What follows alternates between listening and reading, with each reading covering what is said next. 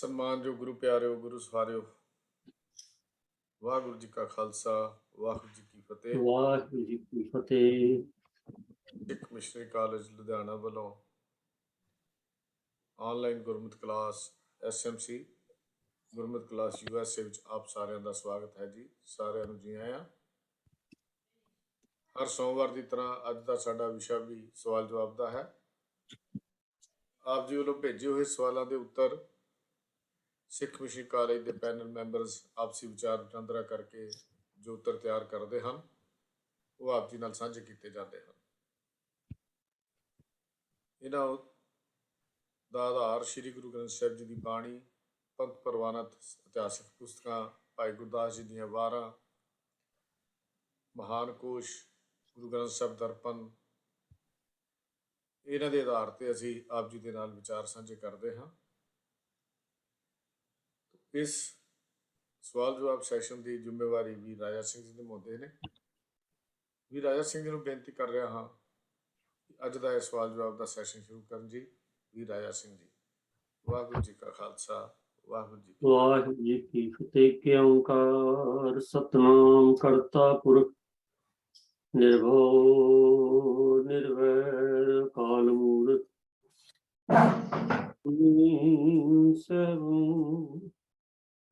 ਗੁਰ ਪ੍ਰਸਾਦਿ। ਵਾਹਿਗੁਰੂ ਵਾਹਿਗੁਰੂ ਵਾਹਿਗੁਰੂ ਵਾਹਿਗੁਰੂ ਵਾਹਿਗੁਰੂ ਵਾਹਿਗੁਰੂ। ਵਾਹਿਗੁਰੂ ਜੀ ਕਾ ਖਾਲਸਾ, ਵਾਹਿਗੁਰੂ ਜੀ ਕੀ ਫਤਿਹ। ਸਾਰੇ ਸਤਿਸੰਗੀਆਂ ਦਾ ਅੱਜ ਦੇ ਪ੍ਰੋਗਰਾਮ ਵਿੱਚ ਸਵਾਗਤ ਹੈ ਜੀ। ਤੋ ਸਵਾਲ ਜਵਾਬ ਦਾ ਪ੍ਰੋਗਰਾਮ ਸ਼ੁਰੂ ਕਰਨ ਤੋਂ ਪਹਿਲਾਂ ਪੈਨਲ ਮੈਂਬਰ ਆਪ ਜੀ ਨਾਲ ਫਤਿਹ ਸਾਂਝੀ ਕਰਨਗੇ ਜੀ। ਤੋ ਸਭ ਨੂੰ ਬੇਨਤੀ ਕਰਾਂਗਾ ਕਿ ਵਾਰੀ ਆਪਾਂ ਆਓ ਸੰਗਤ ਨਾਲ ਸਾਂਝ ਪਾਈਏ ਜੀ। ਵਿੱਚ ਤੇਜਿੰਦਰ ਸਿੰਘ ਜੀ,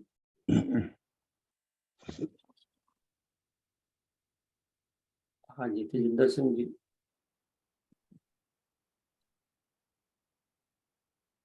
ਮਿਊਟ ਹੋ ਗਿਆ ਜੀ, ਅਨਮਿਊਟ ਕਰ ਲਓ। ਵਾਹਿਗੁਰੂ ਜੀ ਕਾ ਖਾਲਸਾ, ਵਾਹਿਗੁਰੂ ਜੀ ਕੀ ਫਤਿਹ। ਸਾਕਿਕਰ ਸਿੰਘ ਜੀ, ਵਾਹਿਗੁਰੂ ਜੀ ਕਾ ਖਾਲਸਾ, ਵਾਹਿਗੁਰੂ ਜੀ ਕੀ ਫਤਿਹ ਜੀ। ਤੇ MP ਸਿੰਘ ਜੀ, ਵਾਹਿਗੁਰੂ ਜੀ ਕਾ ਖਾਲਸਾ, ਵਾਹਿਗੁਰੂ ਜੀ ਕੀ ਫਤਿਹ। ਸਾਹਿਬ ਪ੍ਰਭ ਕੀਰਤਨ ਸਿੰਘ ਜੀ, ਵਾਹਿਗੁਰੂ ਜੀ ਕਾ ਖਾਲਸਾ, ਵਾਹਿਗੁਰੂ ਜੀ ਕੀ ਫਤਿਹ ਜੀ। ਭੈਣ ਮਨਿੰਦਰ ਕੌਰ ਜੀ, ਵਾਹਿਗੁਰੂ ਜੀ ਕਾ ਖਾਲਸਾ, ਵਾਹਿਗੁਰੂ ਜੀ ਕੀ ਫਤਿਹ। ਸਾਹਿਬ ਮਨਮੋਹਨ ਸਿੰਘ ਜੀ ਥੋੜਾ ਲੇਟ ਜੁਆਇਨ ਕਰਨਗੇ, ਆ ਰਹੇ ਨੇ, ਸੋ ਆਪਾਂ ਸ਼ੁਰੂ ਕਰਦੇ ਹਾਂ ਜੀ। ਹਰਜੀਤ ਸਿੰਘ ਜੀ ਵੀ ਹਾਜ਼ਰ ਨੇ, ਆਪ ਸਭ ਨੂੰ ਸਾਡੇ ਉਹਨਾਂ ਨੇ ਸਾਂਝੀ ਕੀਤੀ ਹੈ। ਤੋ ਸੰਗਤ ਜੀ, ਆਪ ਜੀ ਵੱਲੋਂ ਭੇਜੇ ਵੱਖ-ਵੱਖ ਜੋ ਵਿਸ਼ਿਆਂ ਤੇ ਸਵਾਲ ਨੇ ਉਹ ਆਪਾਂ ਇੱਕ ਇੱਕ ਕਰਕੇ ਲਵਾਂਗੇ ਜੀ। ਸਵਾਲ ਜਿਹੜੇ ਨੇ ਕੁਝ ਗੁਰਬਾਣੀ ਬਾਰੇ ਵੀ ਹਨ, ਕੁਝ ਬਹੁਤੇ ਸਵਾਲ ਜਿਹੜੇ ਨੇ ਉਹ ਸਾਡੇ ਆਮ ਜਿਹੜੀਆਂ ਪ੍ਰਚਲਿਤ ਕੁਝ ਗੱਲਾਂ ਬਾਤਾਂ ਨੇ, ਕੁਝ ਇਤਿਹਾਸ ਨਾਲ ਸੰਬੰਧਿਤ ਨੇ। ਤੋ ਇਸ ਤਰ੍ਹਾਂ ਦੇ ਜਿਹੜੇ ਸਵਾਲ ਸਾਡੇ ਕੋਲ ਆਉਂਦੇ ਨੇ, ਤੋ ਬੜੀ ਅੱਛੀ ਗੱਲ ਹੈ ਕਿ ਸਾਨੂੰ ਵੱਖ-ਵੱਖ ਵਿਸ਼ਿਆਂ ਤੇ ਸਵਾਲ ਆਉਂਦੇ ਨੇ। ਔਰ ਕਈ ਵਾਰੀ ਇਹੋ ਜਿਹੇ ਸਵਾਲ ਬਹੁਤੀ ਵਾਰੀ ਆਉਂਦੇ ਨੇ ਜਿਹੜੇ ਸਾਨੂੰ ਦੇਖਣ ਦਾ ਮੌਕਾ ਮਿਲਦਾ ਹੈ, ਜਿਹੜੇ ਕਿ ਸਾਡੇ ਮਨੋਂ ਵੀ ਕਈ ਵਾਰੀ ਬਹੁਤੇ ਵਿਸਰੇ ਹੁੰਦੇ ਹਨ। ਤੋ ਇਹ ਇੱਕ ਅੱਛਾ ਉਦਮ ਹੈ ਜਿਹਦੇ ਨਾਲ ਤੁਸੀਂ ਸਾਨੂੰ ਇਸ ਪਾਸੇ ਲਾਈ ਰੱਖਦੇ ਹੋ। ਤੋ ਦੂਜਾ ਇਹ ਵੀ ਹੈ ਕਿ ਜਿਸ ਵੇਲੇ ਇਹ ਅਗਰ ਇੱਕ ਵੀਰ ਭੈਣ ਦੇ ਮਨ 'ਚ ਗੱਲ ਆਈ ਹੈ ਤਾਂ ਉਹਦਾ ਅਸਰ ਜਾਂ ਉਹਦਾ ਜਿਹੜਾ ਲਾਭ ਹੈ ਉਹ ਸਾਰੀ ਸੰਗਤ ਨੂੰ ਹੁੰਦਾ ਹੈ। ਤੋ ਇਹ ਇੱਕ ਅੱਛਾ, ਮੈਂ ਸਮਝਦਾ, ਸਾਡਾ ਰੁਝਾਨ ਹੈ। ਜਿੱਥੇ ਆਪਾਂ ਗੁਰਬਾਣੀ ਪੜ੍ਹਦੇ ਹਾਂ, ਇਤਿਹਾਸ ਪੜ੍ਹਦੇ ਹਾਂ, ਉੱਥੇ ਇਹਦੀ ਅਸੀਂ ਕ੍ਰਿਟੀਕਲ ਸਟੱਡੀ ਜਿਹੜੀ ਹੈ ਉਹ ਬੜੀ ਜ਼ਰੂਰੀ ਹੈ, ਤਾਂ ਹੀ ਸਾਡੇ ਮਨ 'ਚ ਬੈਠਦੀ ਹੈ। ਦੂਜੀ ਗੱਲ ਹੈ, ਜਿਸ ਵੇਲੇ ਸਾਡੇ ਕੋਲ ਸਵਾਲ ਆਉਂਦੇ ਨੇ, ਇਹਦਾ ਮਤਲਬ ਹੈ ਸਵਾਲ ਕਰਤਾ ਜਿਹੜਾ ਉਹ ਉਸ ਵਿਸ਼ੇ ਨਾਲ ਕਿੰਨੇ ਤਰ੍ਹਾਂ ਖੁੱਭਿਆ ਕਿ ਉਹਦੇ ਵਿੱਚੋਂ ਇਹ ਚੀਜ਼ ਕੱਢ ਕੇ ਲਿਆਏ। ਤੋ ਆਓ ਆਪਾਂ ਸਭ ਤੋਂ ਪਹਿਲਾ ਜਿਹੜਾ ਸਵਾਲ ਹੈ ਉਹ ਹੈ, ਸਾਧ ਸੰਗਤ ਜੀ, ਜਿੱਥੇ ਸਾਡੇ ਕੋਲ ਗੁਰਬਾਣੀ ਹੈ, ਗੁਰ ਇਤਿਹਾਸ ਹੈ, ਉੱਥੇ ਕਈ ਰਹਿਤਨਾਮੇ, ਕਈ ਪੁਰਾਣੇ ਸਮੇਂ ਦੇ ਜਿਹੜੇ ਜੁੜੇ ਹਨ, ਕੁਝ ਹੁਕਮਨਾਮੇ ਕਹਿੰਦੇ ਨੇ, ਕੁਝ ਰਹਿਤਨਾਮੇ ਕਹਿੰਦੇ ਨੇ। ਭਾਵ ਇਹ ਹੈ ਕਿ ਸਮੇਂ-ਸਮੇਂ ਜਿਹੜੀਆਂ ਚੀਜ਼ਾਂ ਹੁੰਦੀਆਂ ਨੇ ਗੁਰੂ ਸਾਹਿਬਾਨ ਦੇ ਸਮੇਂ ਜਾਂ ਉਸ ਤੋਂ ਬਾਅਦ ਵੀ, ਉਹਨਾਂ ਨੂੰ ਕਾਵਕ ਰੂਪ ਵਿੱਚ ਸਾਂਭ ਕੇ ਰੱਖਿਆ। ਉਹ ਸਾਡੇ ਸਾਹਮਣੇ ਕਈ ਇਹੋ ਜਿਹੇ ਆਉਂਦੇ ਨੇ ਜਿਨ੍ਹਾਂ 'ਚ ਕਾਫੀ ਚੀਜ਼ਾਂ ਜਿਹੜੀਆਂ ਨੇ ਉਸ ਸਮੇਂ ਦੀਆਂ ਜਾਂ ਸਾਡੀ ਮਰਿਆਦਾ ਦੇ ਮੁਤਾਬਕ ਬਾਰੇ ਜਿਹੜੀਆਂ ਨੇ ਉਹਨਾਂ ਵਿੱਚ ਕਵਰ ਕੀਤੀਆਂ ਹੁੰਦੀਆਂ ਨੇ। ਤਾਂ ਅਜਿਹਾ ਸਵਾਲ ਸਾਡੇ ਕੋਲ ਇੱਕ ਆਇਆ ਹੈ, ਉਹ ਜਿਹਦੇ ਸ਼ਬਦ ਨੇ ਕਿ ਕੁੱਠਾ, ਹੁੱਕਾ, ਚਰਸ, ਤਮਾਕੂ, ਗਾਂਜਾ, ਟੋਪੀ, ਤਾੜੀ, ਖਾਕੂ। ਤੇ ਇਹ ਜਿਹੜੇ, ਜਿਸ ਤਰ੍ਹਾਂ ਪਹਿਲੇ ਬੇਨਤੀ ਕੀਤੀ ਹੈ ਵੀ ਕੋਈ ਗੁਰਬਾਣੀ ਨਹੀਂ ਹੈ, ਤਾਂ ਪਰੰਤੂ ਜਿਹੜੇ ਚਲਤ ਜਿਹੜੇ ਸਾਡੇ ਰਹਿਤਨਾਮੇ ਨੇ ਜਾਂ ਕੋਈ ਪੁਰਾਣੇ ਸਾਡੇ ਜਿਹੜੇ ਕਾਵਕ ਰਚਨਾਵਾਂ ਨੇ ਉਹਨਾਂ ਵਿੱਚੋਂ ਹੈਗੀ ਕੁੱਠਾ, ਹੁੱਕਾ, ਚਰਸ, ਤਮਾਕੂ, ਗਾਂਜਾ, ਟੋਪੀ, ਤਾੜੀ, ਖਾਕੂ। ਤੇ ਖਾਕੂ, ਟੋਪੀ, ਤਾੜੀ ਇਹਦਾ ਭਾਵ ਕੀ ਹੈ ਇਹਨਾਂ ਅੱਖਰਾਂ ਦਾ? ਕਿਉਂਕਿ ਅੱਖਰ ਲੱਗਦਾ ਨਾ ਥੋੜੇ ਜਿਹੇ ਆਮ ਵਰਤੋਂ ਚ ਆਉਣ ਵਾਲੇ ਨਹੀਂ। ਤੋ ਇਸ ਲਈ ਸਵਾਲਕਰਤਾ ਨੇ ਵੀ ਇਹ ਸਾਨੂੰ ਪੁੱਛਿਆ।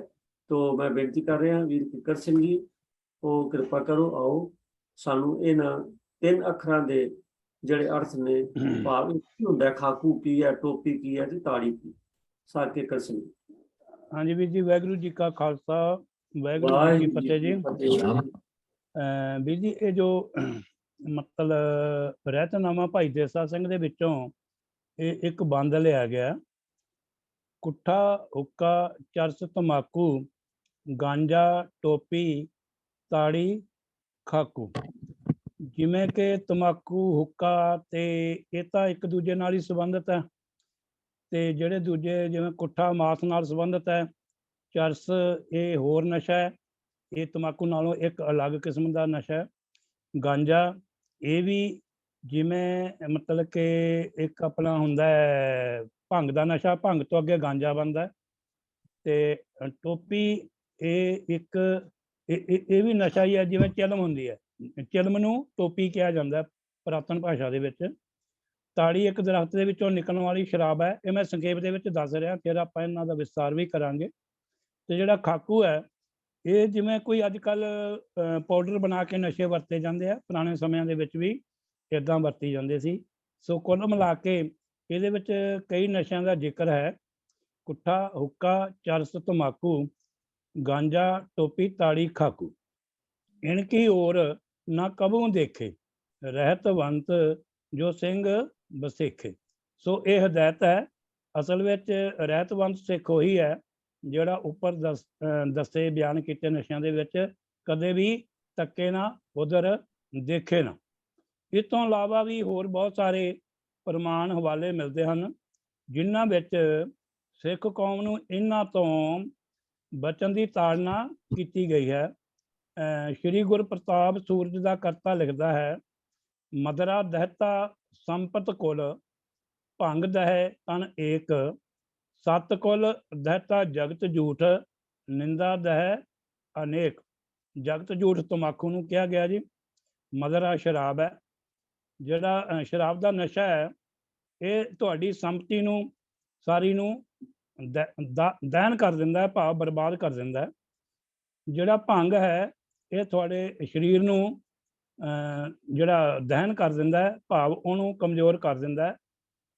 ਸੱਤ ਕੁਲ ਦਹਿਤਾ ਜਗਤ ਝੂਠ, ਜਿਹੜਾ ਤਮਾਕੂ ਹੈ, ਇਹ ਤੁਹਾਡੀਆਂ 7 ਕੁਲਾਂ ਨੂੰ ਦਹਿਨ ਕਰ ਦਿੰਦਾ ਹੈ, ਖਤਮ ਕਰ ਦਿੰਦਾ ਹੈ। ਤੇ ਜਿਹੜੀ ਨਿੰਦਾ ਹੈ, ਇਹ ਤਾਂ ਪਤਾ ਹੀ ਨਹੀਂ ਕਿੰਨੀਆਂ ਤੁਹਾਡੀ ਕੁਲਾਂ ਨੂੰ ਖਤਮ ਕਰਦੀ ਹੈ, ਦਹਿਨ ਕਰਦੀ ਹੈ। ਦਹਿਨ ਹੁੰਦਾ ਜੀ ਸਾੜ ਦੇਣਾ ਅੱਗ ਦੇ ਵਿੱਚ। ਸੋ ਅੱਗੇ ਵੀ ਹੈ ਜੀ, ਸੁਣ ਗੁਰਸਿੱਖ ਕੀ ਰਹਿਤ ਕੋ, ਸੁਣ ਗੁਰਸਿੱਖ ਕੀ ਰਹਿਤ ਕੋ, ਤਜੇ ਤਮਾਕੂ ਸੰਗ, ਮਰਨੀ ਮਰੈ ਸੋ ਮਰਨੀ ਮਰੈ ਤੋ ਅਤ ਭਲਾ, ਜਗਤ ਝੂਠ ਨਹਿ ਅੰਗ। ਗੁਰਸਿੱਖ ਦੀ ਰਹਿਤ ਸੁਣ ਕੇ ਇਹ ਜਿਹੜਾ ਤਮਾਕੂ ਦਾ ਸੰਗ ਹੈ, ਇਹਨੂੰ ਛੱਡ ਦੇਣਾ ਚਾਹੀਦਾ ਹੈ। ਜੇ ਕੋਈ ਆਦਮੀ ਵਰਤ ਰਿਹਾ ਹੈ ਤਾਂ ਉਹ ਗੁਰਸਿੱਖ ਦੀ ਰਹਿਤ ਸੁਣ ਕੇ, ਰਹਿਤ ਜਾਣ ਕੇ ਜਿਹੜਾ ਤਮਾਕੂ ਦਾ ਸੰਗ ਅਗਰ ਕੋਈ ਕਰ ਰਿਹਾ ਹੈ ਤਾਂ ਉਹਨੂੰ ਉਹ ਤਿਆਗ ਦੇਣਾ ਚਾਹੀਦਾ ਹੈ। ਮਰਨੀ ਮਰੈ ਤਾਂ ਅਤ ਭਲਾ, ਭਾਵ ਜਿਹੜਾ ਗੁਰੂ ਦਾ ਸਿੱਖ ਹੈ ਉਹ ਮਰਨੀ ਮਰੈ ਉਹ ਮਨਜ਼ੂਰ ਹੈ, ਲੇਕਿਨ ਜਿਹੜਾ ਇਹ ਜਗਤ ਝੂਠ ਤਮਾਕੂ ਹੈ, ਇਹਦਾ ਸੰਗ, ਇਹਦੀ ਵਰਤੋਂ, ਇਹਦਾ ਸੇਵਨ ਭੁੱਲ ਕੇ ਵੀ ਨਹੀਂ ਕਰਨਾ, ਇਹਨੂੰ ਕਦੇ ਵੀ ਅੰਗ ਨਾਲ ਨਹੀਂ ਲਾਉਣਾ। ਜਗਤ ਝੂਠ ਨਹਿ ਅੰਗ। ਗੁਰੂ ਦਾ ਸਿੱਖ ਮਰ ਭਾਵੇਂ ਜਾਵੇ, ਪਰ ਤਮਾਕੂ ਨੂੰ ਹੱਥ ਵੀ ਨਾ ਛੁਹਾਵੇ। ਭਾਵ ਬਿਲਕੁਲ ਵੀ ਟੱਚ ਨਾ ਕਰੇ। ਇਹ ਕੁਝ ਹਵਾਲੇ ਜਿਹੜੇ ਸਿੱਖ ਮਤ ਨਾਲ ਸੰਬੰਧਿਤ ਹਨ, ਵੱਖ-ਵੱਖ ਰਹਿਤਨਾਮੇ ਜਾਂ ਗ੍ਰੰਥ ਉਹਨਾਂ ਦੇ ਆ। ਇਸ ਤੋਂ ਇਲਾਵਾ ਹਿੰਦੂ ਧਰਮ ਵਿੱਚ ਵੀ ਇਹਨੂੰ ਕੋਈ ਮਾਨਤਾ ਨਹੀਂ ਦਿੱਤੀ ਹੋਈ, ਨਸ਼ਿਆਂ ਨੂੰ ਜਾਂ ਤੰਬਾਕੂ ਨੂੰ। ਤੰਬਾਕੂ ਬਾਰੇ ਹਿੰਦੂ ਮਤ ਦੇ ਗ੍ਰੰਥਾਂ ਦੇ ਪ੍ਰਮਾਣ ਵੀ ਹਨ। ਧੂਮਰ ਪਾਨੰ ਰਤੰਗ ਵਿਪਰੰ ਦਾਨੰ ਕੁਰਵੰਤੇ ਜੇ ਨਰਾ ਦਾਤਰੋ ਨਰਕ ਯਾਤੀ ਦਾਤਰੋ ਨਰਕੰ ਯਾਤੀ ਬ੍ਰਾਹਮਣ ਗ੍ਰਾਮ ਸ਼ੁਕਰਾ।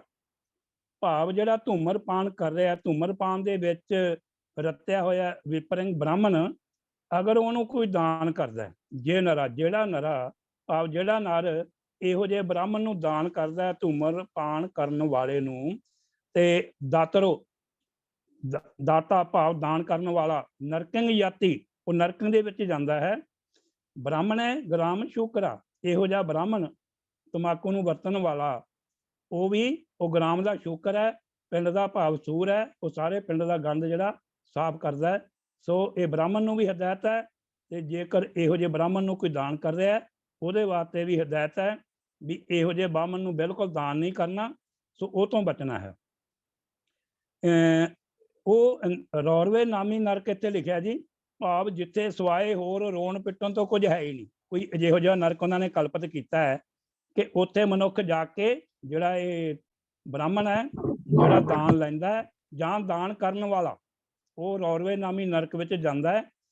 ਤੇ ਤੰਬਾਕੂ ਪੀਣ ਵਾਲਾ ਬ੍ਰਾਹਮਣ ਦਾਨ ਲੈਂਦਾ ਹੈ, ਉਹ ਸੂਰ ਬਣ ਕੇ ਗੰਦੀਆਂ ਨਾਲੀਆਂ ਸਾਫ਼ ਕਰਦਾ ਹੈ ਅਤੇ ਅਨੇਕਾਂ ਨਰਕ ਭੋਗਦਾ ਹੈ।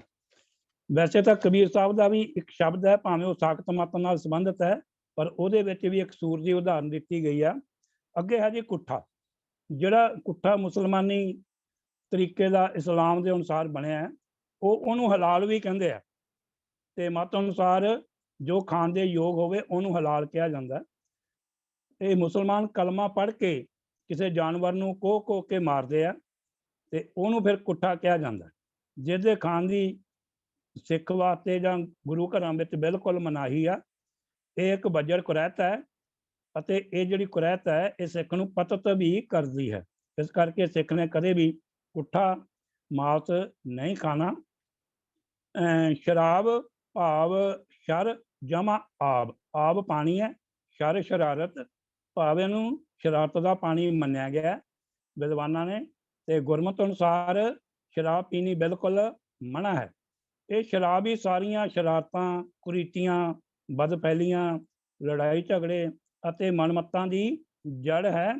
ਸੋ ਇਹ ਤੋਂ ਪਰਹੇਜ਼ ਜ਼ਰੂਰੀ ਹੈ।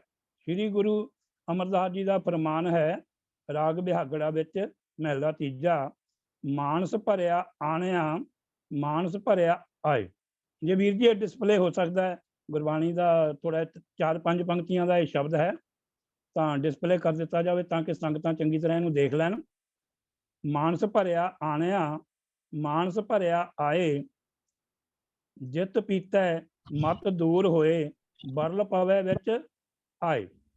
ਆਪਣਾ ਪਰਾਇਆ ਨਾ ਪਛਾਣੀ, ਖਸਮੋਂ ਧੱਕੇ ਖਾਏ, ਜਿਤ ਪੀਤੈ ਖਸਮ ਵਿਸਰੈ, ਦਰਗਾਹ ਮਿਲੈ ਸਜਾਏ। ਝੂਠਾ ਮਦ ਮੂਲ ਨਾ ਪੀਤੀ, ਜੇ ਕਾ ਪਾਰ ਵਸਾਏ, ਨਾਨਕ ਨਜ਼ਰੀ ਸੱਚ ਮਦ ਪਾਈਐ, ਸਤਿਗੁਰ ਮਿਲੈ ਜਿਸ ਆਏ। ਸੋ ਇੱਥੇ ਵੀ ਗੁਰੂ ਸਾਹਿਬ ਨੇ ਹਦਾਇਤ ਕੀਤੀ ਆ ਕਿ ਇਹ ਜਿਹੜਾ ਝੂਠਾ ਮਦ ਹੈ, ਨਸ਼ਾ ਸ਼ਰਾਬ ਦਾ, ਇਹ ਤੋਂ ਬਿਲਕੁਲ ਬਚ ਕੇ ਰਹਿਣਾ। ਇਹਦੇ ਪੀਣ ਨਾਲ ਜਿਹੜੀ ਮਤ ਦੂਰ ਹੋ ਜਾਂਦੀ ਹੈ, ਤੇ ਬਰਲ ਪਵੇ ਭਾਵ ਇਹ ਕਹਿ ਲਓ ਵੀ ਝੱਲਪੁਣਾ ਖਿਲਾਰਨਾ, ਅਸੀਂ ਇਹਨੂੰ ਊਟ ਪਟਾਂਗ ਵੀ ਕਹਿ ਦਿੰਦੇ ਹਾਂ, ਤੇ ਊੜ ਜਲੂਲ ਬੰਦਾ ਬੋਲਣਾ ਸ਼ੁਰੂ ਕਰ ਦਿੰਦਾ ਹੈ, ਅਸੀਂ ਕਹਿੰਦੇ ਹਾਂ ਅਰਲ ਬਰਲ ਬੋਲਦਾ।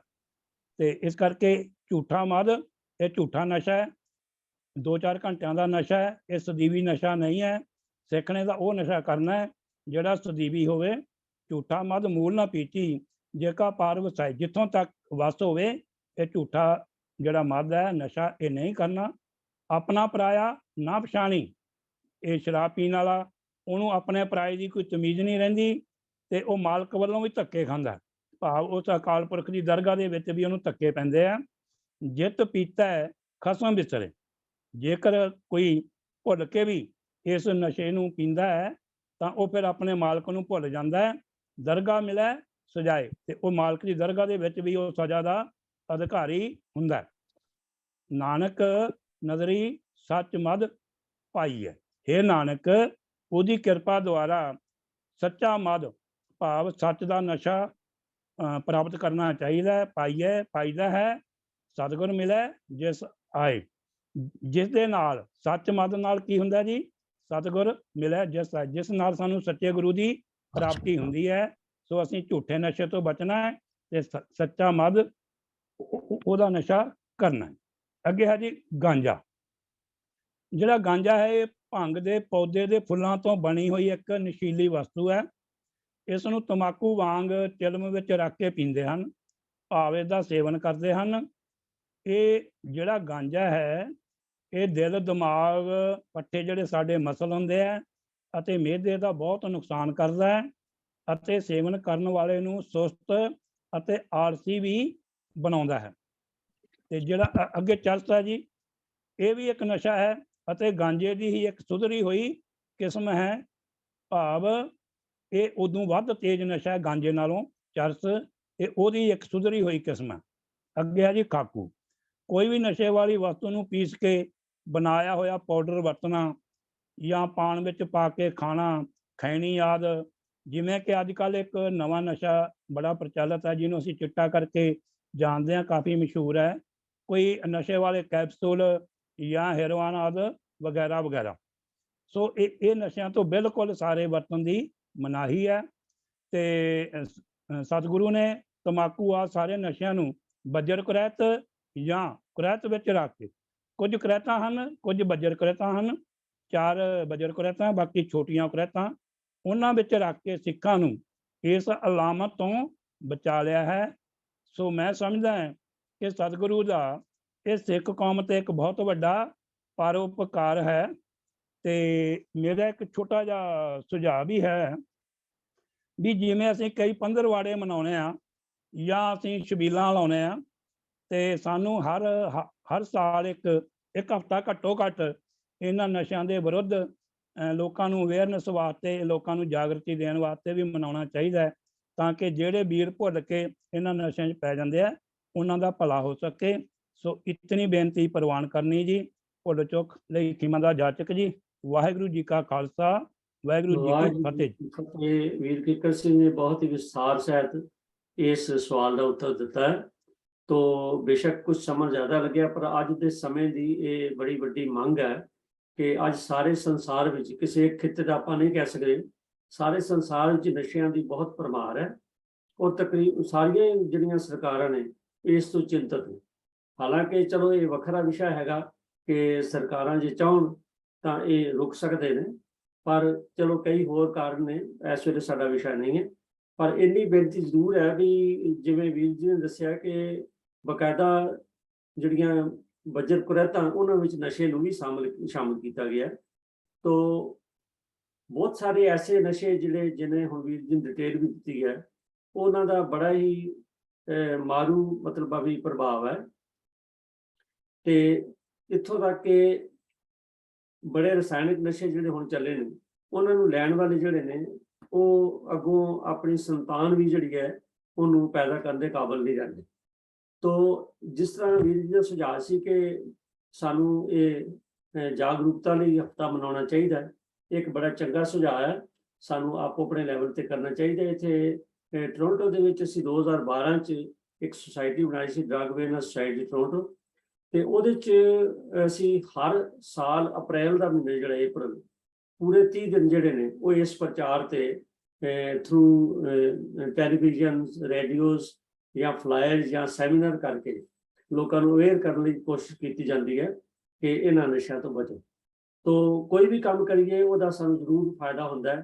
तो आओ आप अपने लैवल पर असी अपने घरों तो शुरू करिए कि जोड़े नशे ने भावें किसी किस्म के भी उन्होंने तो आप गुरेज करिए, क्योंकि गुरसिख नूं तां नशा बिल्कुल करने की कोई किसी किस्म की कोई इजाजत नहीं, मनाही जरूर है। तो संगत जी मैं बेनती करते हैं कि रोजाना जिन्ने प्रोग्राम साडे हुंदे ने सोमवार तो शनिचरवार तक, उन्हां दी रोज़ जिहड़ी रिकॉर्डिंग है वो यूट्यूब ते अपलोड हो जाती है। YouTube ਤੁਹਾਨੂੰ ਪਤਾ ਹੀ ਹੈ ਜੀ, ਸਿੱਖ ਮਿਸ਼ਨਰੀ ਕਾਲਜ ਲੁਧਿਆਣਾ, ਗੁਰਮਤਿ ਕਲਾਸ USA।